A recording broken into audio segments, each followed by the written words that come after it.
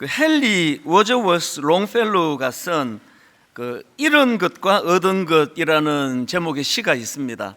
오늘은 이 시를 읽어드리는 것으로 말씀을 시작하려고 하는데요. 내 이제껏 잃은 것과 얻은 것, 놓친 것과 이룬 것, 저울질 해보니 자랑할 게 별로 없구나. 나는 알고 있다. 긴 세월 헛되이 보내고 좋은 의도는 화살처럼 관역에 못 닿거나 빗나갔음을. 하지만 누가 감히 이런 식으로 손익을 따지겠는가? 실패는 알고 보면 승리의 다른 얼굴일지 모르고 썰물이 나가면 분명 밀물이 오듯이.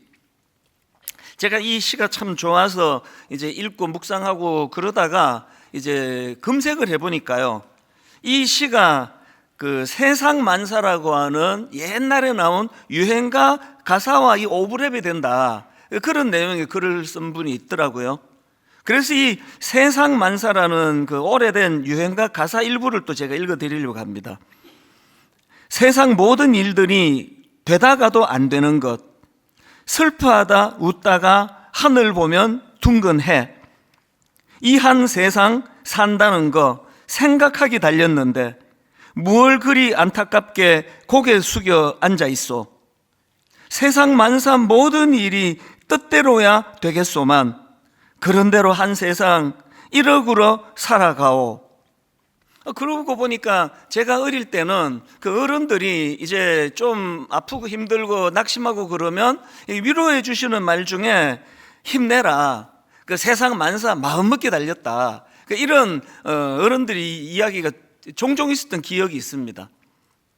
그래서 제가 이 그 시도 읽고 또 유행가 가사도 들여다보고 옛날 어른들의 그런 격려의 말씀도 떠올려 보니까요, 이것들에는 똑같은 전제가 하나 있더라고요. 그 전제가 뭐냐 하니까, 그 마음먹은 대로 잘 안 풀려가지고 참 힘들고 어려운 게 이게 인생이다, 이런 전제가 있더라는 거예요. 공통된 전제가.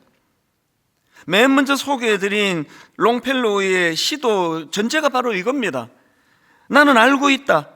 긴 세월 헛되이 보내고 좋은 의도는 화살처럼 관역에 못 닿거나 빗나갔음을. 이게 바로 참 이 세상 마음먹은 대로 안 되네, 그 얘기 아닙니까? 이 시의 바닥에는 이런 실패감이 깔려 있는 거예요. 그래서 이제 이런 실패감이 있기 때문에 맨 마지막에 실패는 알고 보면 승리의 다른 얼굴일지 모르고 썰물이 나가면 분명 밀물이 밀려온다, 이런 시를 우리가 좋아하는 이유는 이 위로가 되기 때문입니다.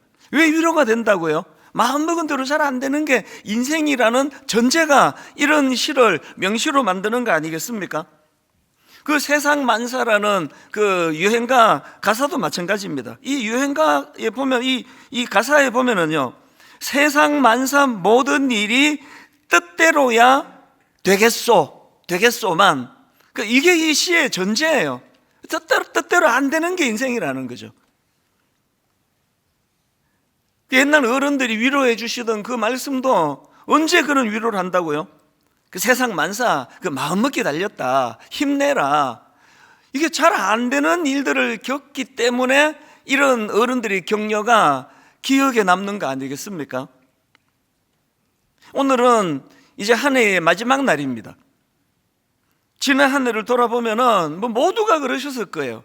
뭔가를 위하여 열심히 달렸습니다. 열심히 달리고 또 달리고 그렇게 하고 목표를 향해 내달리는 한 해였는데, 여러분 중에 혹시 그래서 나는 유감 없다, 이제 나는 목표 다 이루었다, 올 한 해 나는 깔끔하게 정리할 수 있다, 이렇게 생각하고 말하시는 분이 그렇게 많지 않으실 거라고 생각을 합니다. 왜 그렇습니까? 열심히 달리긴 했지만 세상 만사 뜻대로 안 되는 거거든요. 이런 의미에서 제가 오늘 이 본문 말씀을, 이제 시편 147편 이 말씀을 제가 묵상하고 이걸 설교해야 되겠다고 생각한 거는 바로 이게 인생이기 때문입니다. 아까 그 롱펠로우의 시에 나오는 19 다시 읽어드릴까요? 나는 알고 있다. 긴 세월 헛되이 보내고 좋은 의도는 화살처럼 관역에 못 닿거나 빗나갔음을, 이런 아픈 고백을 해야 되는 게 인생이라고 한다면, 예수 믿는 우리는 이런 세상을 어떻게 살아가는 것이 우리 삶에 이것이 위로가 되고 힘이 될 수 있는가? 제가 이제 이 시편 147편 말씀을 가지고 이런 주제를 좀 살펴보려고 하는데요. 오늘 본문 시편 147편도 보면은 그 전제 배경이 굉장히 어두운 현실을 배경으로 하고 있다는 것을 알 수가 있습니다. 자, 오늘 본문 2절과 3절입니다. 여호와께서 예루살렘을 세우시며 이스라엘의 흩어진 자들을 모으시며 상심한 자들을 고치시며 그들의 상처를 싸매시는도다. 지금 이런 말씀이 왜 나왔습니까? 지금 이스라엘 백성들의 현실은요, 여호와께서 예루살렘을 세우신다. 전제가 뭡니까? 무너져 있다는 거죠. 지금 그들의 상태는 상심한 상태예요. 상처를 싸매신다는 것은 자기들 힘으로 어떻게 할 수 없는 상처 속에 있다는 것이 이게 전제거든요. 실제로 이 시편 147편은 이스라엘 백성들이 바벨론의 포로로 끌려가는 그 비참한 역사, 그러다가 이제 겨우 귀환한 그런 상태를 배경으로 한 시거든요. 그래서 이 시의 배경에 대하여 구약학자입니다. 그 김정우 교수님이 한 설명을 제가 읽어드릴 텐데 한번 들어보십시오. 이 시의 배경입니다. 지난 수십 년 동안 예루살렘은 돌무덤이 되었고 이스라엘 백성들은 온 세상에 흩어졌으며 그들의 마음은 회복이 불가능할 정도로 깊은 상처를 받았다. 그들은 조상들의 죄와 어리석음 때문에 나라가 망하고 포로로 잡혀간 것을 보았다. 어디를 돌아봐도 옛 평화와 영광을 회복할 기미는 보이지 않았고 예루살렘의 재건은 요원해 보였다. 바로 이 시점에서 시인은 그의 현실을 도피하지 않고 주님을 새롭게 바라보는 것이다. 그 교수님의 이런 배경 설명의 결론이 이거예요. 이 시는 인생과 역사의 겨울, 봄도 아니고 여름도 아니고 가을도 아니에요. 이 시는 인생과 역사의 겨울을 살고 있는 사람들을 위하여 부른 노래이다.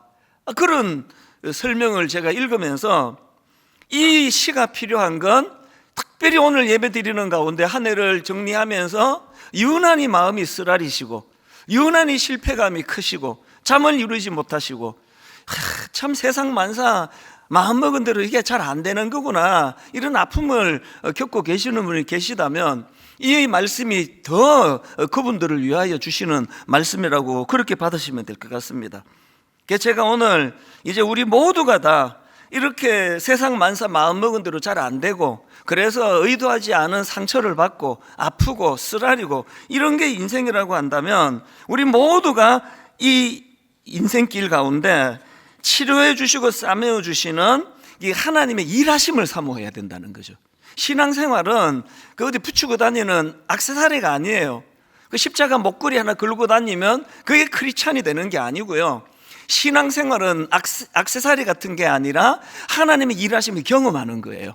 실제적으로 싸매어 주시는구나, 실제적으로 쓰라린 내 마음을 주님께서 어루만져 주시는구나, 무너져 버렸는데 회복시켜 주시는구나.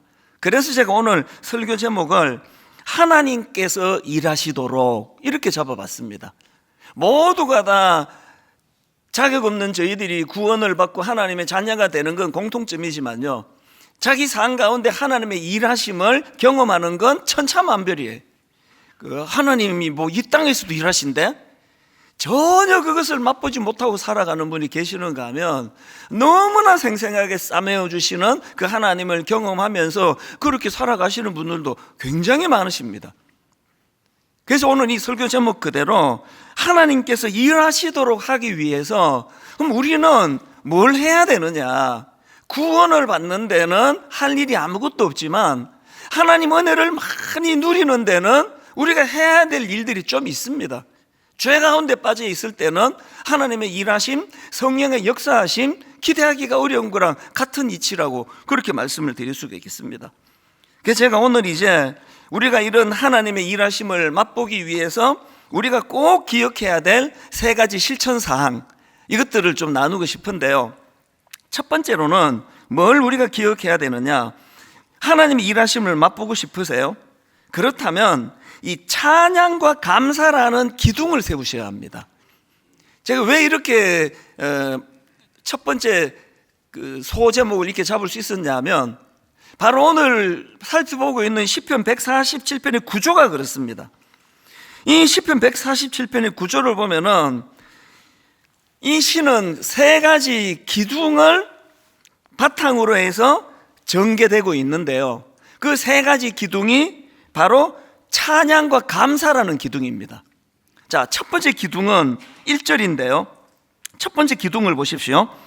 할렐루야, 우리 하나님을 찬양하는 일이 선함이여 찬송하는 일이 아름답고 마땅하도다. 그렇게 첫 번째 기둥을 세우고는 그렇게 찬양해야 되는 이유에 대해서 6절까지 쭉 설명하는 형식이고요, 그리고는 이제 두 번째 기둥은 7절입니다. 두 번째 기둥도 똑같은 찬양과 감사입니다. 7절입니다. 감사함으로 여호와께 노래하며 수금으로 하나님께 찬양할지어다. 그리고는 그래야 되는 이유를 또 쭉 설명을 하고요, 그리고 맨 마지막에 세 번째 기둥은 마지막 12절입니다.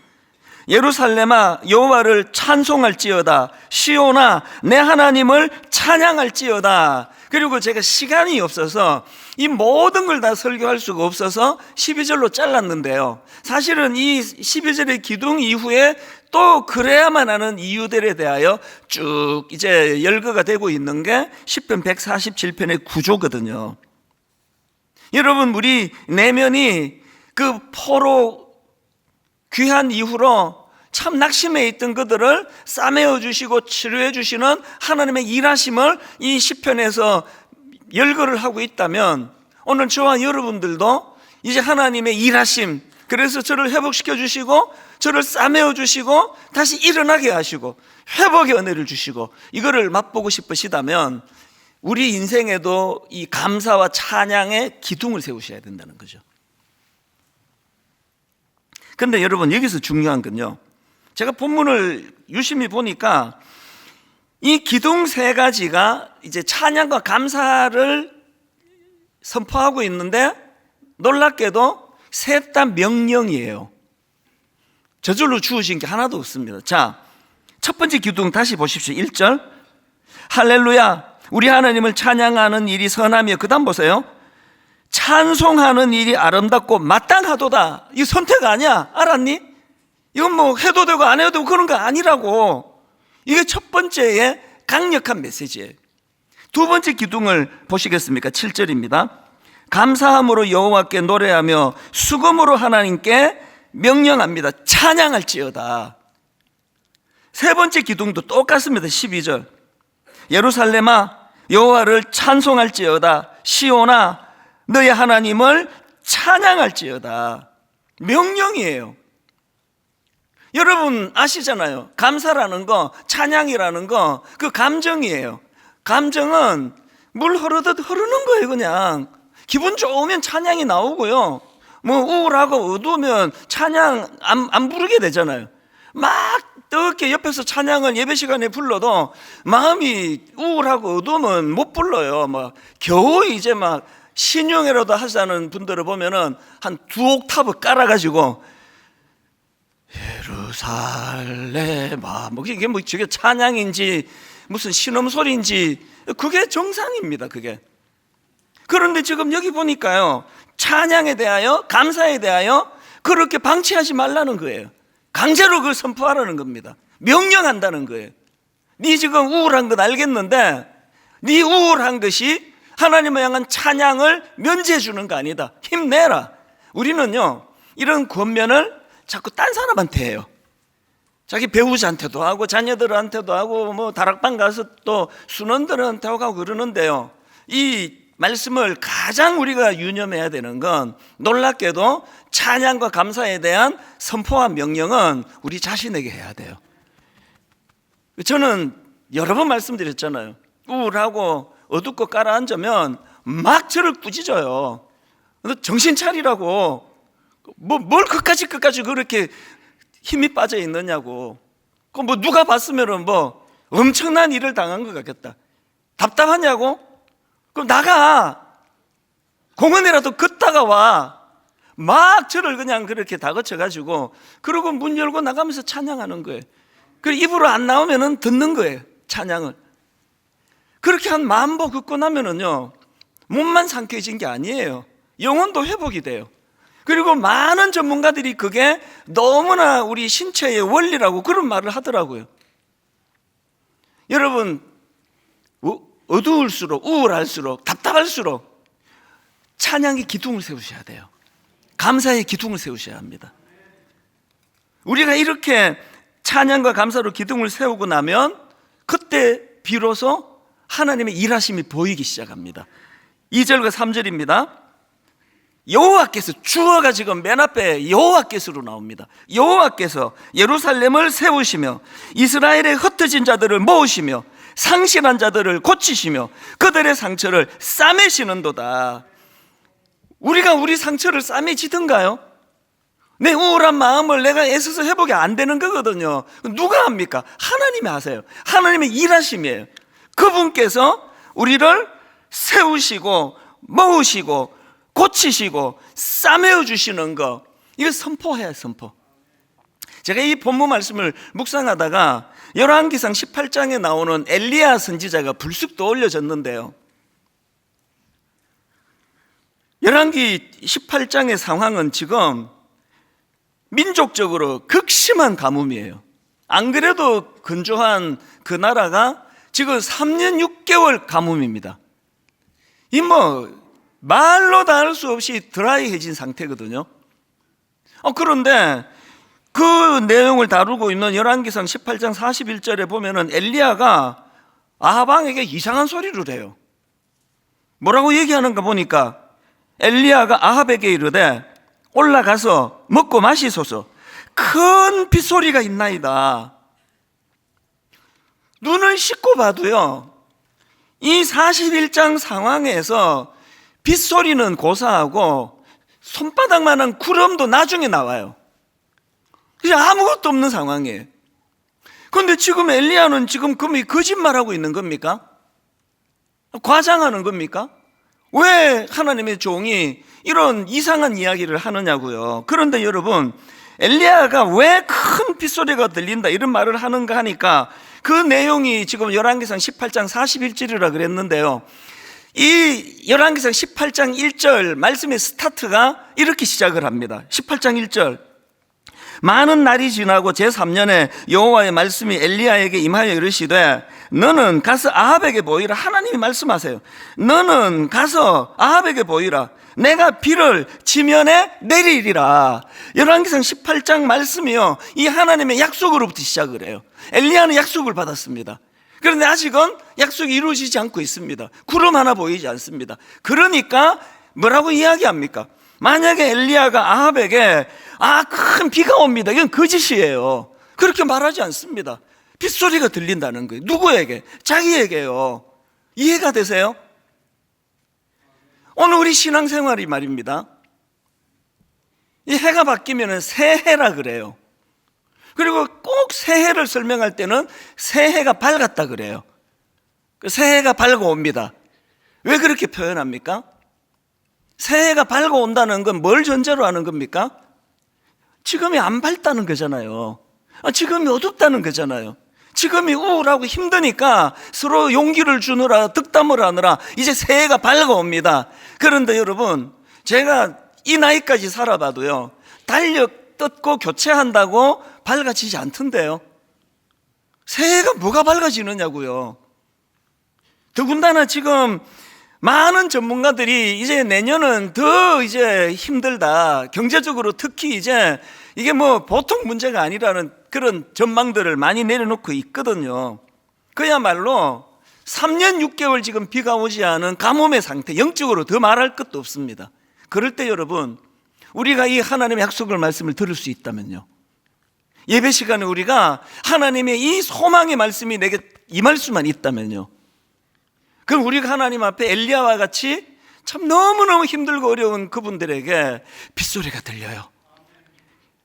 하나님의 약속이 내게 임했고 나는 하나님의 신실하심을 믿고 있고, 그런데 놀랍게도 지금 빗소리가 들려요. 우리가 이걸 전하는 그런 그리스도인으로 살아갈 수 있다면 그거 얼마나 좋겠습니까? 여러분, 지금 여러분 이 불안한 시기에 여러분에게는 어떤 소리가 들리세요? 여러분, 어떤 소리가 들리세요?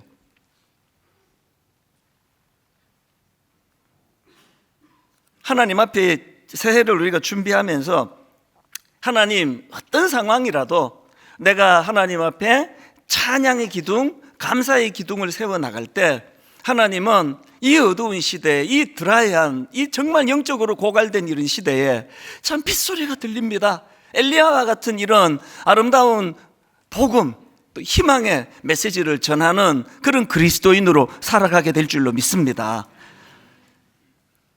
두 번째 기둥인 7절도 마찬가지예요. 7절도 보니까 감사함으로 여호와께 노래하며 수금으로 하나님께 찬양할지어다. 여기도 보니까 미리 이제 7절에서 감사와 찬양을 선포하고, 그리고 그 다음에 8절과 9절을 보십시오. 왜 감사해야 되느냐, 왜 찬양해야 되느냐? 하나님의 일하심입니다. 8절, 그가 구름으로 하늘을 덮으시며 땅을 위하여 비를 준비하시며 산에 풀이 자라게 하시며 들짐승과 우는 까마귀 새끼에게 먹을 것을 주시는도다. 이게 참 묘해요. 이게 지금 하나님이 그 구름으로 하늘을 덮으시고 땅을 위하여 비를 준비해 주시는데 이스라엘 백성들을 위한 게 아니에요. 가만히 보니까요, 산에 풀을 위해서예요. 그리고 가만히 보니까 구절에 들짐승과 우는 까마귀 새끼에게 먹을 것을 주기 위한 거예요. 구절에 나와 있는 들짐승, 이거는 이제 땅에서 이제 뛰어다니는 짐승이라고 한다면, 여기 그 다음 나오는 까마귀는 하늘을 날아다니는 짐승 아닙니까? 게다가 까마귀 새끼 이렇게 묘사해요. 우는 까마귀 새끼예요. 우리나라도 까마귀를 뭐 썩 그렇게 좋아하지 않는데요, 이 나라도 마찬가지예요. 아주 미천한 게 까마귀예요. 그런데 그게 새끼예요. 근데 그 까마귀 새끼가 또 울고 있네요. 처참한 상태예요. 그런데 하나님께서는 그 어린 까마귀 새끼의 눈물을 외면하지 않으신다고 기록하고 있는 이게 뭘 의미하겠습니까? 그건 신약으로 가서 예수님께서 주신 말씀을 여러분 다 기억하시리라 생각합니다. 마태복음 6장 26절 예수님이 하신 말씀입니다. 공중의 새를 보라. 심지도 않고 거두지도 않고 창고에 모아 들이지도 아니하되 너희 하늘 아버지께서 기르시나니 너희는 이것들보다 귀하지 아니하냐. 그리고 30절 오늘 있다가 내일 아궁이에 던져지는 들풀도 하나님이 이렇게 입히시거든 하물며 너희일까 보냐 믿음이 적은 자들아. 왜 하나님이 구름을 주시고 비를 내려주시는데 그게 왜 우는 까마귀 새끼를 먹이는 거라고 묘사했겠냐고요. 하물며 너희일까 보냐. 하물며 너희일까 보냐. 우리가 감사할 게 하나도 없는 그런 상황이라 할지라도 억지로라도 순종해서 감사의 기둥을, 찬양의 기둥을 세우면은요, 이 말씀이 들리기 시작을 해요. 지난 우리의 삶을 돌아보면 뭐 힘들다, 어렵다, 뭐 그냥 막 힘들어 죽겠다, 그런 이 말을 뭐 입에 달고 살았지만, 그런데 하나님께서 우리를 먹이시고 입히시고 여기까지 온 거 아닙니까? 그런가 하면은 두 번째 하나님 일하심을 믿는 우리가 두 번째 해야 되는 실천이 뭐냐면은 하나님을 두려워하기입니다. 자, 본문 10절과 11절입니다. 여호와는 말의 힘이 세다 하여 기뻐하지 아니하시며 사람의 다리가 억세다 하여 기뻐하지 아니하시고 여호와는 자기를 경외하는 자들과 그의 인자하심을 바라는 자들을 기뻐하시는도다. 여기 나오는 말의 힘이라는 것은 그 전쟁에 사용되던 군마의 힘이에요. 그러니까 요즘으로 치면 군사력을 말하겠죠. 강력한 군사력. 그러니까 이걸 가진 것을 하나님은 별로 그래서 그렇게 신경 별로 안 쓰세요. 그 다음에 나오는 사람의 다리가 억세다. 이 표현은 내 힘으로 나 이룰 수 있어, 이런 교만을 상징하는 표현이라고 그럽니다. 그리고 흥미로운 건요, 그 앞에 나오는 달리는 말, 그리고 강한 사람의 다리, 이거하고 하나님을 경외하는 사람을 지금 대조하고 있습니다. 이 대조가요, 출애굽기 20장에도 나옵니다. 출애굽기 20장에 보면은 하나님께서 시내산에 나타나셔서 십계명을 주시는데 이제 백성들이 그 하나님의 임재 앞에 엄청난 두려움을 느껴요. 그래서 하나님의 임재 앞에 두려워 떨고 있는 백성들에게 모세가 어떤 말씀을 주시느냐, 굉장히 의미 있는 말씀을 주십니다. 자, 출애굽기 20장 20절이 바로 그런 상황에서 주신 말입니다. 모세가 이런 말을 해요. 모세가 백성에게 이르되 두려워하지 말라. 하나님이 임하시면 너희를 시험하고 너희로 경외하여 범죄하지 않게 하려 하심이라. 앞에 나오는 두려워하지 마라, 이것도 영어로 말하면 fear라는 단어 아니겠습니까? 영어 성경을 보면은 뒤에 나오는 하나님이 임하시면 너희를 시험하고 너희로 경외하여 할 때 이 경외도 이것도 영어 성경으로 fear예요. fear of God. 하나님을 두려워하는 거예요. 그러니까 두려워하지 말고 두려워해라는 거예요.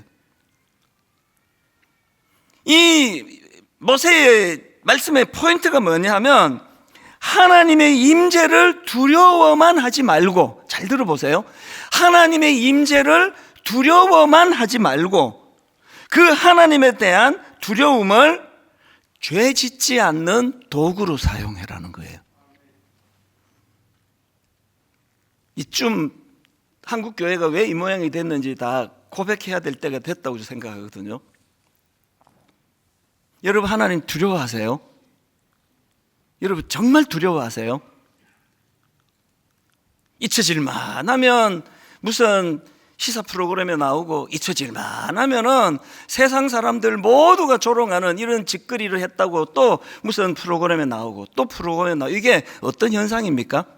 안수 받는다고 자동적으로 하나님을 두려워하는 게 아니라는 걸 말해주는 거 아닙니까? 장로가 됐다고, 권사가 되면, 모태신앙인이면 저절로 하나님을 두려워하는 게 아니라는 걸 말해주는 거 아닙니까? 여러분, 하나님 두려워하세요? 하나님을 두려워하지 않는 그 사람에게는 하나님의 역사가 나타나지 않습니다. 저 목사들인데요, 참 사춘기 중고등학교 시절 심지어 대학교 가서도 하나님을 두려워하지 않았던 것 같아요. 성경 이게 말도 안 되는 거 이게 이런 기적이 어떻게 일어나느냐고 이런 생각이 나오고, 이거 그만하게 발짱 끼고 진짜 하나님의 능력이 성경에 이렇게 나타난다면 우리 집을 어떻게 좀 해주시. 왜 계속 이런 불평을 하고 푸념을 해야 될 때는 내 인생에 아무런 일도 일어나지 않았습니다. 두려워하지 않는데, 하나님을 두려워하지 않는데 하나님의 일하심은 없습니다. 여러분, 하나님 두려워하세요? 정말 두려운 마음으로 예배를 드리세요. 내가 하나님께 집중하지 않으면 그 하나님이 너무 경외라는 건 두려워하는 마음이에요. 목사가 하나님을 두려워하는 그 순간에 그의 목회 안에 하나님의 일하심이 일어날 줄로 믿습니다. 장로, 권사, 안수집사, 내년에 분당 우리 교회는 진짜 한번 이제 제2의 하나님 앞에서 부흥을 꿈꾸고 있는데, 그 모든 부흥을 꿈꾸는 첫 번째 단추는 하나님을 두려워하는 거예요. 지금 외도, 성적인 문제, 상상을 초월합니다. 교회 안에 말로 다 할 수 없는 일들이 일어날 거라고 많은 분들이 이야기를 합니다. 여러분, 하나님 두려워하시면 그거 계속 하시면 안 됩니다. 하나님 두려워하시면 그 하나님이 노여워하실 일들을 성령의 은혜를 힘입어 다 청산하고 거기에 하나님의 역사와 일하심이 일어나게 될 줄로 믿습니다. 마지막 세 번째 실천할 게 하나 더 있는데요, 하나님의 일하심을 기대하는 겁니다. 기대하는 거. 자, 본문 10절 11절 다시 읽어드릴게요. 여호와는 말의 힘이 세다 하여 기뻐하지 아니하시며 사람의 다리가 억세다 하여 기뻐하지 아니하시고, 여호와는 자기를 경외하는 자들과 그의 인자하심을 바라는 자들을 기뻐하시는도다. 지난주에 저희 어머니께서 소천하셨습니다. 저는 한국에서 목회를 하고 어머니는 미국에 계셨기 때문에 임종도 제가 지킬 수가 없었고요. 그리고 이제 화요일 저녁에 어머니 소천하셨다는 소식을 들었는데, 그 순간에 성령님이 제 마음에, 이 순간에 네 엄마가 뭘 제일 기뻐할 것 같으냐? 막 하던 일 다 내려놓고 막 내일 비행기표 끊어가지고 바로 그냥 시카고로 달려가는, 아무리 생각해도 저희 어머니가 그걸 더 기뻐할 것 같지가 않아요. 그래서 제가 부탁을 했어요. 저희 어머니 소천 소식을 주일날 성탄 예배, 그리고 25일 성탄 축하 예배가 끝나는 그 다음부터 알려주면 좋겠다, 비밀로 해달라 그랬어요.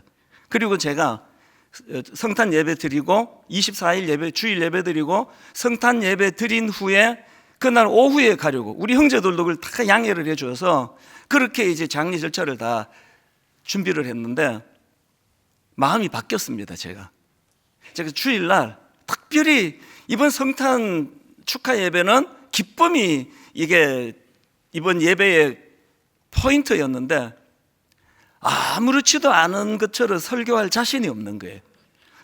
괜히 성도들을 내가 괴롭히는 거 결과가 될 것 같아서, 그래서 제가 이제 주중에 금요일 날 시카고로 가서 또 장례 일정 과정을 또 다 이제 제대로 다 치를 수 있게 되어서 너무 제가 감사했는데요. 우리 교역자들에게 제가 지난주 우리 광 목사님이 그 편지를 소개해 주는 걸 제가 듣고 마음이 너무 뜨거워졌어요. 저는 우리 젊은 목사님들한테 이 메시지를 전하고 싶었습니다. 우리 목회자는 하나님께 드려진 존재다. 우린 종이다. 우리의 스케줄대로 사는 거 아니다. 장례가 잘 이제 치러졌는데요, 저희 오남매는 뭐 다 이렇게 흩어져 살아가지고 이번에 거의 진짜 수년 만에 처음으로 다 모였는데요, 많은 걸 제가 새로 알게 됐습니다. 저는 저희 어머니를 딱 한마디로 요약을 한다면 저는 승복이라는 단어로 요약이 된다 생각했거든요. 아버지가 금식기도 하다가 돌아가셨는데 뭔 일을 이런 식으로 하시느냐고. 그러나 하나님은 창조주기 때문에 내가 승복하겠다고. 그래서 어머니 하면 저는 승복이라는 단어가 떠올랐는데, 이번에 보니까 그게 아니에요. 저희 어머니는 77년도에 미국으로 이민을 가셨기 때문에 뭐 수십 년 신앙생활한 많은 어른들이 계세요. 그분들이 단 한 명도 예외 없이 똑같이 하시는 말씀이 저희 어머니에 대한 설명이 승복이 아닌 거예요. 저희 어머니는요, 어떤 상황에서도 흔들리지 않는 감사의 어른이었다고. 그래서 이거 처음 알았습니다. 어머니는 승복으로 설명되는 건데 그것보다 더 큰 개념이더라고요. 어떻게 그런 상황에서, 어떤 상황에서든 감사할 수 있지? 그런가 하면은 우리 오남매가 이번에 모여가지고 막 서로가 뭐 계속 같은 말을 반복했습니다. 공통적으로 똑같은 말을 했습니다. 뭐라고 말하는가 하니까, 우리 여기 5명은 죽었다 깨어나도 우리 아버지 어머니 인격 못 따라간다. 우리는 뭐라고 해도 우리 아버지 어머니 그 영성을 따라갈 수가 없다. 모두가 동의하고 모두가 그것을 인정하고 그랬거든요. 저는 목사잖아요. 제 아버지도 목사님이셨잖아요. 똑같은 목회자인데 나는 왜 우리 어머니, 우리 아버지 인격을, 영성을 왜 발붙고도 못 따라가는 그런 인간인가? 나는 왜 그런가? 묵상을 했죠. 답을 찾았. 그 본문에 답이 있더라고요. 본문 10절 11절 다시 읽어드릴게요. 여호와는 말의 힘이 세다 하여 기뻐하지 아니하시며 사람의 다리가 억세다 하여 기뻐하지 아니하시고 여호와는 자기를 경외하는 자들과 그의 인자하심을 바라는 자들을 기뻐하시는도다. 세 번역으로 11절, 주님은 오직 당신을 경외하는 사람과 당신의 한결같은 사랑을 기다리는 사람을 좋아하신다. 저희 아버지는 말씀을 전해야 되는 목사 설교자인데요, 말을 더듬으셨습니다. 여러분 다 아시죠? 조금 더듬으신 게 아니라 말을 심하게 더듬으셨어요. 그래서 주일 11시 예배를 인도하시려면요, 새벽부터 기도하셔야 돼요. 그 마음을 편하게 가지고 하나님 의지하고 그래야 이제 말을 안 더듬으시는 게 아니라 덜 더듬으세요. 한 9시, 10시 중간에 어떤 집사님이 툭 마음을 긁어 놓으면 그날은 이제 말 심하게 더듬으면 설교가 잘 안 되시는 거죠. 그러니까 저희 아버지 어머니는 말의 힘이 센 분이 아니에요. 사람의 다리가 억센 분이 아니에요. 그래서 이제 평생이 하나님 의지하는 기도의 삶을 살지 않으면 이게 생존의 문제예요. 그래서 우리 자녀들이 떠올리는 아버지는 등을 바닥에 누이고 주무실 때가 많지 않다는 거예요. 뭐 본 적이 없다는 사람도 있어요. 기도하시면서 엎드려서. 그리고 40일 금식 기도, 저희 아버지 어머니에게 이건 선택이 아니에요. 그러다 돌아가셨어요. 저희 어머니도 마찬가지 아닙니까? 목사님 사모님으로 이제 우리 남편이 40일 금식 기도하고 불 받아서 막 엄청난 불의 종이 되고 교회는 그때부터 부흥을 하고 대부분의 간증이다 이런 거 아닙니까? 저희 어머니는 간증이 한 줄이 안 나와요. 그렇게 실패하셨어요. 인간적으로 돌아가셨어요.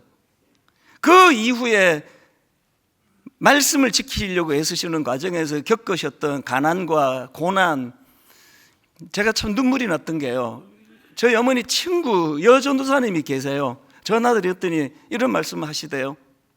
어느 날 어머니가 그러시대요. 자식들은 다 몰라요, 내가 어떤 고생을 하고 있는지.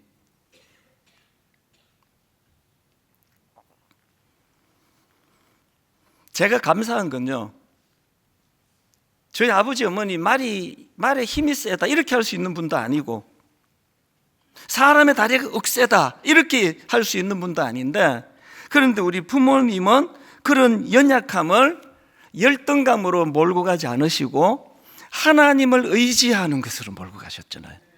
기도하시는 분으로. 어머니 소천 소식을 들으시고 어떤 장로님이 오셨어요. 그리고는 이제 농담하면서 이런 말씀하셨어요. 목사님 이제 고하시네요. 다 웃었어요. 저도 웃고. 근데 여러분, 비행기 타고 미국 가는 동안 또 장례를 치르는 그 과정 동안 그 말이 저에게 계속 맴돌았습니다. 저 고아예요. 저를 위해 기도해 주신 어머니도 안 계세요. 그러나 여러분, 아무 문제 없습니다. 아버지 어머니가 정신을 물려주셨어요. 제가 그래서 장례를 치르는 게 너무 영적으로 의지하던 어머니셨기 때문에 너무 슬픔도 크고 아픔도 컸지만 그 장례 기간 동안 하나님이 저에게 엄청난 은혜를 주셨어요. 그래서 돌아오는 그 시간서부터 피곤하지가 않아요. 바로 밤에 도착하고, 수요일 밤에 도착하고 목요일 새벽에 일어나서 지금까지 달려가고 있습니다. 하나님께서 어떤 힘을 주시는지 아십니까? 이제 어머니 저 위에 기도하시는 분 안 계십니다만, 그러나 하나님 이 원리를 내 마음에 새기기 원합니다. 여호와는 말의 힘이 세다 하여 기뻐하지 아니하시며 사람의 다리가 억세다 하여 기뻐하지 아니하시고, 여호와는 자기를 경외하는 자들과 그의 인자하심을 바라는 자들을 기뻐하시는도다. 교회 좀 커졌다고 의시되면 그거는 말의 힘을 의지하는 거예요. 뭐 설교 조회수가 좀 많아요, 이걸 자꾸 의식하는 건 이거는 사람의 다리가 억세다고 하는 태도예요. 저의 교만을 하나님이 다 꺾어주시기를 원합니다. 완전히 다 꺾어주시고 철저하게, 주님은 오직 주님을 경외하는 사람과 주님의 한결같은 사랑을 기다리는 사람을 좋아하신다. 이제 내년에 분당 우리 교회는 한번 은혜를 향하여 달려가기 원합니다. 오늘 저녁에 9시에 송구 영신 예배 때 출정식을 선포할 것입니다. 오늘 저녁 9시에 분당 우리 교회가 추구하는 방향을 선포하게 될 것입니다. 꿈을 꾸게 될 것입니다. 이 모든 일이 가능해질 수 있다면 딱 한 가지예요. 말의 힘을 자랑하지 않는 거예요.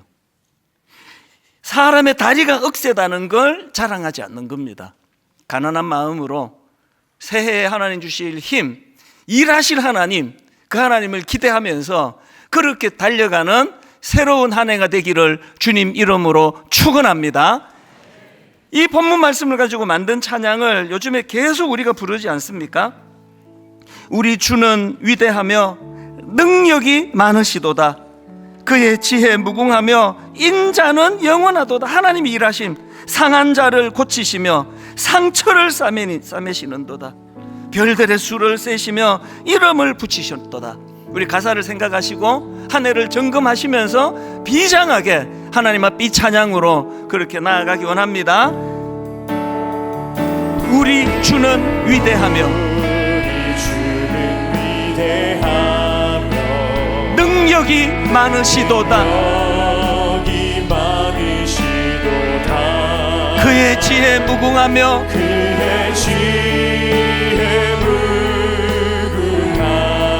인자는 영원하도다. 여러분, 하나님의 일하심을 사모하십시오. 상한 자들 고치시며 하나님의 일하심을 선포합니다. 상처를 싸매시도다. 하나님의 크신 능력, 별들의 수를 세시며 이름을 붙이셨도다. 여러분, 그 하나님의 이 시간 찬양합니다. 그가 구름으로 하늘을 덮으시며 땅을 위하여 비 준비하시니 예루살렘아 여호와를 찬송할지어다.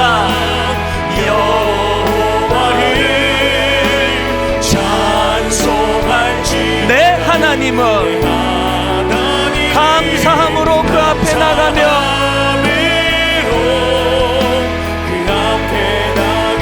주 임재 앞에 경배해. 우리 주는 위대하며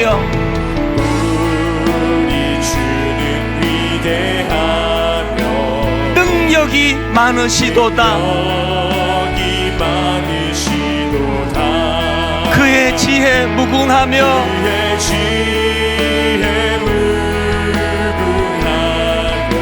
인자는 영원하도다. 하나님의 일하심을 모두가 누리셔야 합니다. 상한 자들 고치시며 상처를 싸매시도다. 별들의 수를 세시며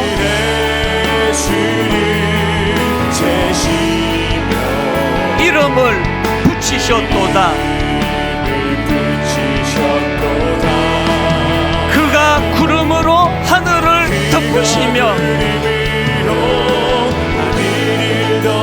땅을 위하여 비 준비하시니. 여러분, 준비되셨습니까? 선포합니다. 예루살렘아 여호와를 찬송할지어다. 내 하나님은 감사함으로 그 앞에 나가며 주 임재 앞에 경배해. 예루살렘아 여호와를 찬송할지어다.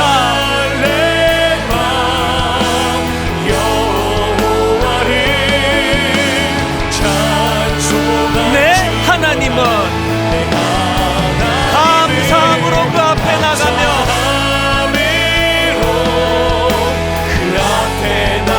주 임재 앞에 경배해. 우리 가운데 역사하신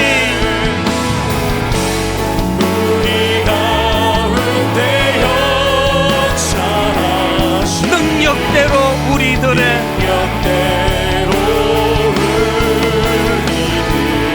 간구함을 넘치도록 일하시는 하나님, 그 하나님을 찬양합니다. 능히 하실 주님께 모든 영광과 존귀 찬양과 경배를 돌릴지어다. 그 하나님을 찬양합니다. 모든 영광과 존귀 찬양과 경배를 돌릴지어다. 우리 다시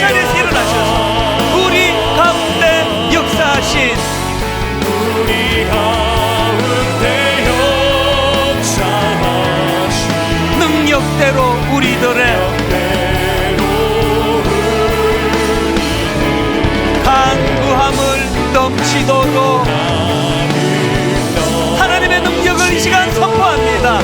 능히 하실 주님께 모든 영광과 존귀 찬양과 경배를 돌릴지어다. 모든 영광과 존귀 찬양과 경배를 돌릴지어다.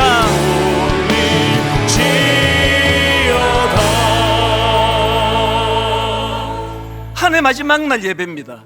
하나님께 드릴 기도가 있다면 이겁니다. 하나님, 새해에는 말의 힘이 세다 하여 자랑하지 아니하고 사람의 다리가 억세다 하여 이것 자랑하지 아니하고 주님은 오직 주님을 경외하는 사람과 주님의 한결같은 사랑을 기다리는 그런 사람을 기뻐하신다고 하는 이 사실을 기억하고, 하나님, 새해에는 내가 어떻게 해보겠다고 바둥바둥거리는 인생이 아니라 살아계신 하나님이 능력으로 일하시는 인생 되기 원합니다.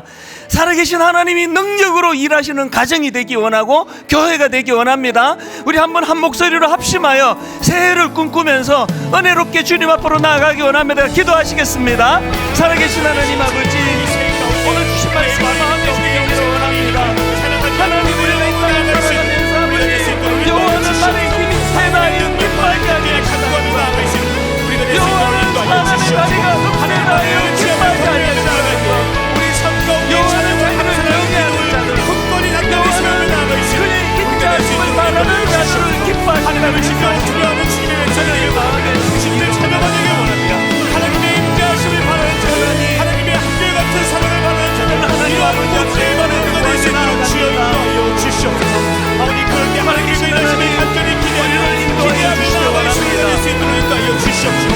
아버지, 오늘 세우는 지난 한 해를 교회같이 만들어 매일매일 보시지며 그 은혜와 사랑을 하루 소자 나아갈 수 있는 주님의 찬양으로 찬송으로 진리 예배하고 감사하는 이 계좌가 무슨 나아갈 수 있는 새해가 될 수 있도록 인도하여 주시옵소서. 아버지, 엘리야와 같이 그 소리가 들린다는 고백과 같은 선포, 우리의 손을 돌리는 주님을 인도하여 주시옵소서. 우리의 연약과 전동기를 하나님 앞에 기도하며 나아갈 수 있는 새해가 될 수 있도록 인도하여 주시옵소서. 우리 인생의 중심과 기준을 하나님께 돌려드리며 찬양과 감사로 세워지며 나아갈 수 있는 우리의 삶이 될 수 있도록 주여 역사하여 주시옵소서. 하나님 아버지, 너무너무 드라이한 시대입니다. 너무 아버지 건조하고 메말라, 영적으로 육적으로 건들면 짜증이 나고 화가 나고 울분이 치밀어 오르는 시대를 살아가고 있습니다. 영적으로 3년 6개월 아버지 비가 내리지 않습니다. 이럴 때 하나님, 엘리사에게 주셨던 놀라운 약속의 말씀을 주시기 원합니다. 하나님, 상황은 달라진 게 하나도 없는데 엘리야 귀에 빗소리가 들린다. 아버지, 이 사실을 선포할 수 있는 믿음의 하나님의 사람들 되게 하여 주시옵소서.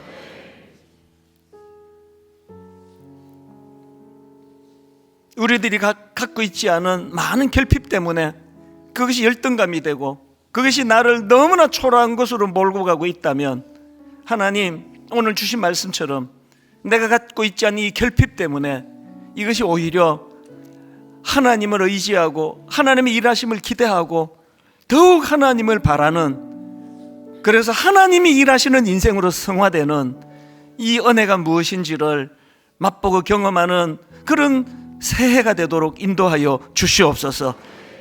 오늘 저녁에 함께 모여 주님 이름으로 선포하며 출정식을 벌이기 원하는데, 하나님 여기에도 인간적인 힘이 들어가지 않도록 도와주시고 철저하게 하나님을 의지하는, 하나님 은혜를 구하는 진정한 부흥을 꿈꾸는 그런 송구영신 예배 그리고 새해가 되도록 인도하여 주시옵소서.